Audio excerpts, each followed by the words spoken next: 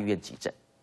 诊所假日没休息，照常看诊。一大早就有家长带着小朋友挂号看病，民众排队领药，其中又以看感冒居多。不止这一间，其他诊所也是差不多状况。最近早晚温差大，又遇上流感、新冠疫情，年节将至，下周诊所放假，家长很担心。我还蛮担心的，因为我除了这2个之外，然后家里还有一个4个月的小朋友，所以害怕要上学的时候，然后还是带病毒回来传染给。不然的话，春节一次都放很多天，诊所是没有开的，所以我们会提前准备。近日就有一位爸爸在网络上诉苦，连续低温，家中孩子不断感冒，不停跑去诊所看诊。照片上罐子里瓶瓶罐罐都是咳嗽糖浆，至少超过10几罐。但年节将至，家长该怎么备药？小朋友一般来讲，除非是说他本身没有办法吞服药粒的话，那准备上就会准备药水、流鼻水的用药啦。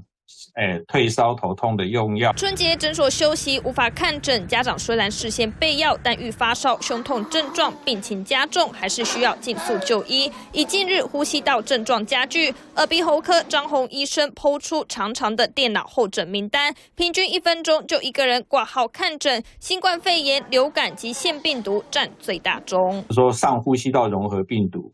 那再来，新冠病毒也是现在一直有在流行，在高峰期。过年大家会走动，会互相聚会，那这种情况会传染散播得很厉害。